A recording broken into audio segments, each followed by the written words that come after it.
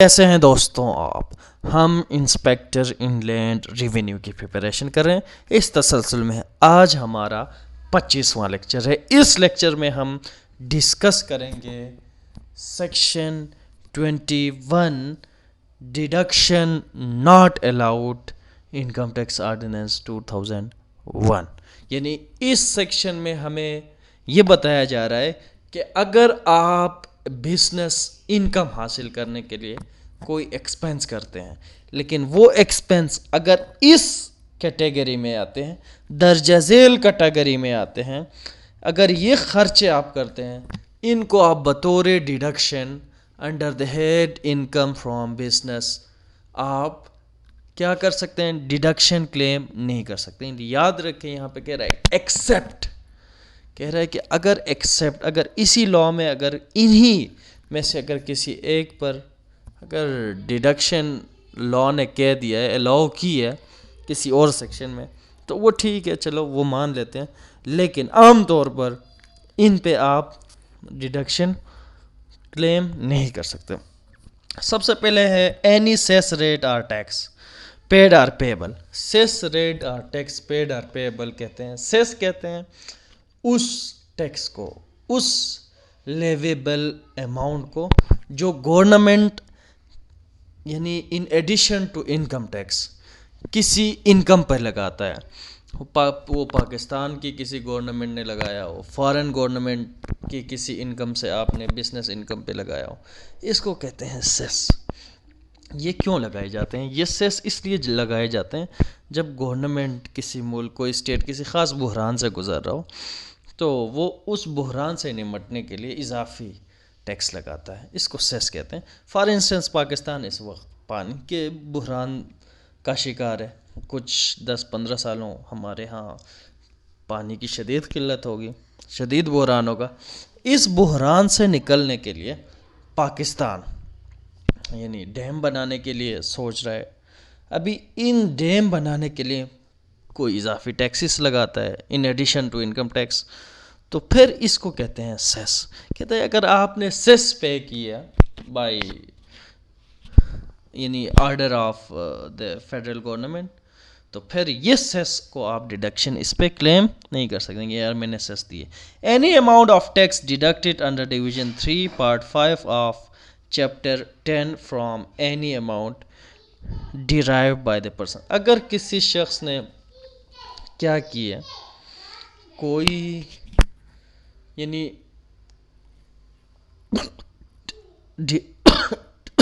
Excuse me,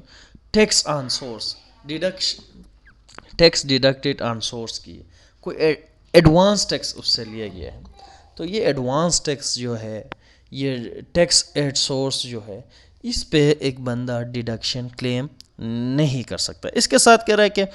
कोई भी ऐसा अलाउंस, डिसअलाउंस, मतलब डिसअलाउंस, आपको एक चीज़ अलाउ नहीं है, मतलब डिसअलाउड है। आपको एक रॉ मटेरियल, आप एक चीज़ रॉ मटेरियल ले लेते हैं,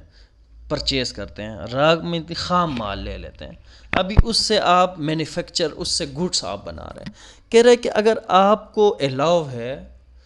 20% यानी जो रॉ मटेरियल की प्राइस है, यानी इतना मज़ीद उस पे आप लगा के उसको आप मैन्युफैक्चर उस गुड्स को बनाएंगे। यानी अगर आप उस रॉ मटेरियल पर 20% से ज़ायद इन्वेस्टमेंट करके उससे महंगा बनाते हैं, उस रॉ मटेरियल पर अगर 20% से ज़्यादा अगर आप अखराजात करते हैं, ये ज़्यादा जो है 20% से ज़्यादा आप एक्सपेंस क्लेम नहीं कर सकेंगे। 20% से ठीक है, हम मानते हैं, उससे ज़्यादा हम नहीं मानेंगे। इसके साथ हमें कहा जा रहा है कि अगर आपको सेक्शन 161, 162 की प्रोविज़न के तहत अगर आपने टैक्स दी हैं, तो उसको वैलिड टैक्स माना जाएगा कि आपने सही मानों में टैक्स अदा किए। Any amount of commission paid or payable in respect of supply of products listed in the schedule of the Sale Tax Act 1990, where the amount of commission paid or payable exceeds 0.2% of gross amount of supplies कह रहा है कि यहाँ पे कह रहा है कि अगर आपने किसी ऐसी बंदे को इस हिसाब से अगर आपने कोई कमीशन दिए, तो अगर वो बंदा सेल टैक्स एक्ट के तहत रजिस्टर्ड नहीं है, तुमने एक ऐसे बंदे को कमीशन दिए, तो आप ऐसे कमीशन पे आप क्या करेंगे,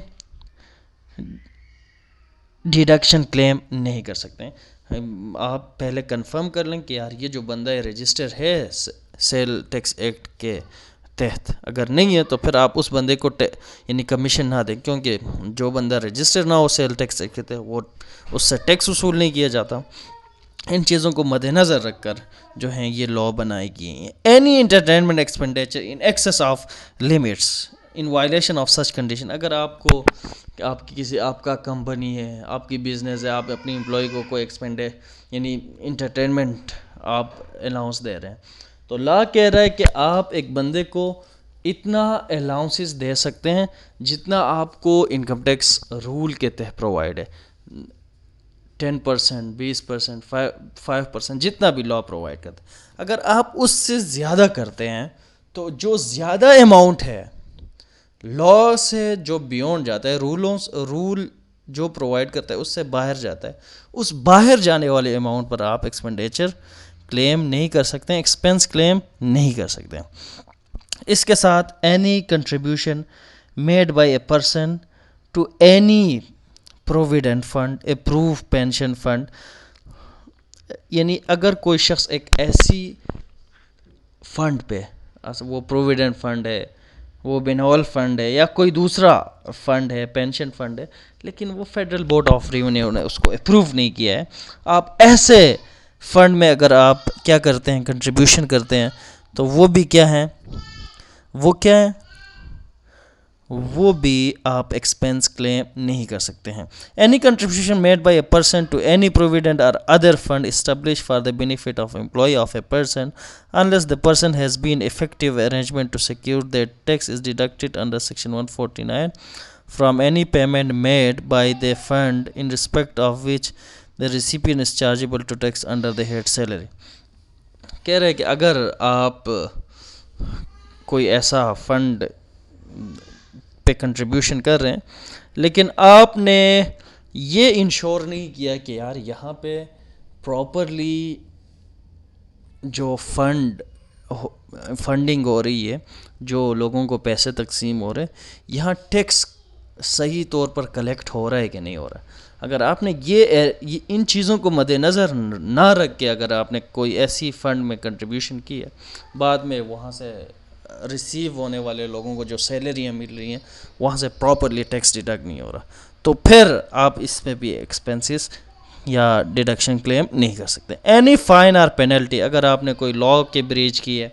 तो ऐसी वायलेशन अगर ऑफ लॉ रूल या किसी रेगुलेशन के आप वायलेशन करते हैं, इस पर आपको कोई फ़ाइन इम्पोज किया जाता है, इस पर भी आप टैक्स एक्सपेंसेस क्लेम नहीं कर सकते। कि अगर एक बंदा पर्सनल एक्सपेंडिचर करता है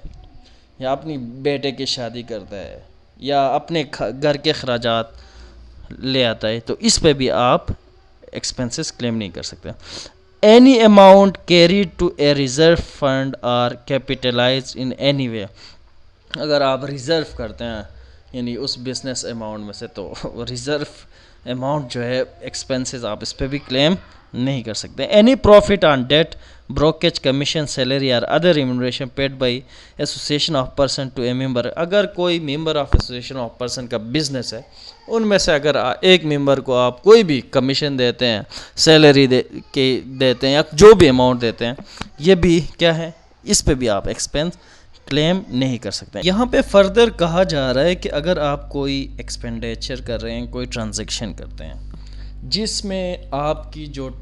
ट्रांजैक्शन की जो अमाउंट है वो 2,50,000 से ऊपर जाती है आपकी बिजनेस से जुड़ी, तो आप अगर इसको cross bank cheque only pay account अगर आप नहीं देते हैं, यानी क्रॉस चेक पे नहीं देते हैं, तो आपकी ये जो एक्सपेंडिचर है ये आप बतौर एक्सपेंस क्लेम नहीं कर सकते। याद रखें इससे ये होगा कि आप अगर ऑनलाइन पेमेंट करेंगे, ये बैंकिंग चैनल के ज़रिए आप पेमेंट करेंगे, इससे स्टेट भी फैसिलिटेट होगा, यानी ये जो इनकम टैक्स अथॉरिटी भी फैसिलिटेट होंगे, उनको भी आसानी होगा कि यार इस हमारे मुल्क में कौन कौन से बंदे टैक्स पे यानी उनकी इनकम टैक्सेबल है, उनको भी आसानी होगा। और दूसरा याद रखें, अगर आप ऑनलाइन पेमेंट करते हैं, डेबिट कार्ड यूज़ करते हैं, क्रेडिट कार्ड यूज़ करते हैं, इजी पैसा, आप JSK या कोई भी चीज़ यूज़ करते हैं पेमेंट के लिए, ये भी बैंकिंग ट्रांजैक्शन में आते हैं, क्योंकि यहाँ भी आपकी जो ट्रांजैक्शन होती है वो डॉक्यूमेंट होती है। इसके साथ फर्दर कह रहा है प्रोवाइडेड के this class shall not apply in case of, आपकी एक्सपेंडिचर हो रही है 25,000 रुपीज़ से कम है on the account of utility bill, freight charges, travel fair, postage and payment of taxes, duties, fee, fine और एनी अदर स्टेचुटरी एप्लीकेशन। कह रहा है कि इसमें अगर आप इनको यूटिलिटी बिल दे रहे हैं, दूसरी चीज़ें दे रहे हैं, ड्यूटीज़ दे रहे हैं, फ़ाइन दे रहे हैं, इस पर क्रॉस चेक ना भी दें तो इससे कोई असर नहीं पड़ेगा। ये क्रॉस चेक में ना भी हो तो कोई मसला नहीं। इसके साथ कह रहा है कि any salary paid or payable exceeding 25,000 rupees per month other than by a cross cheque or direct transfer of fund to the employ bank account. कह रहे हैं कि अगर आपने आपके एम्प्लॉयर हैं, आपके एम्प्लॉय को अगर आप 25,000 से ज़्यादा उसकी तनख्वाह है, उसको भी अगर आप क्रॉस चेक पे नहीं दे रहे हैं तो फिर आपका जो, या बैंकिंग चैनल के ज़रिए उसको पेमेंट नहीं कर रहे हैं, तो ये अमाउंट भी जो है आप बतौर एक्सपेंस क्लेम नहीं कर सकते हैं। अगर उससे कम है तो आप बिल्कुल 25,000 से कम है तो आप उसके हाथ में भी पकड़ा दें तो कोई मसला नहीं। एक्सेप्ट एस प्रोवाइडेड, इसके अलावा any expenditure in respect of sale, promotion, advertisement and publicity in excess of 10% of the turnover incurred by तो दवाई बनाने वाले लोग हैं, कह रहे हैं कि अगर वो प्रमोशन के लिए अगर वो अपनी जो टर्नओवर होती है, टर्नओवर कहते हैं वो टोटल जो उनके पास जो इनकम होती है उसके अगर वो 10% से ज़्यादा अगर वो ख़र्च कर रहे हैं, यानी प्रमोशन के लिए, एडवर्टाइजमेंट के लिए, अपनी दवाई को क्या कर रहे हैं, प्रमोट करने के लिए, तो फिर ये in excess of 10% of the turnover, उस पे भी आप एक्सपेंसेस क्लेम नहीं कर सकते। Any expenditure on account of utility bill in excess of such limit and in violation of such condition as may be prescribe. अगर आप यूटिलिटी इस्तेमाल करते हैं लेकिन यूटिलिटी आप ऐसे इस्तेमाल करते हैं, बेजा इस्तेमाल करते हैं, तो आप ऐसा भी ना करें, बेजा इस्तेमाल ना करें। आपको प्रिस्क्राइब रूल प्रोवाइड की गई है कौन कौन से बंदे कितने हद तक आप इलेक्ट्रिसिटी यूज़ कर सकते हैं, कितना टेलीफोन यूज़ कर सकते हैं, कितना इंटरनेट यूज़ कर सकते हैं, कितना गैस यूज़ कर सकते हैं। अगर आप उस लिमिट से क्रॉस करते हैं उस पे आपको क्या कंसेशन या आपको कोई आप एक्सपेंस या आपको डिडक्शन अवेलेबल नहीं।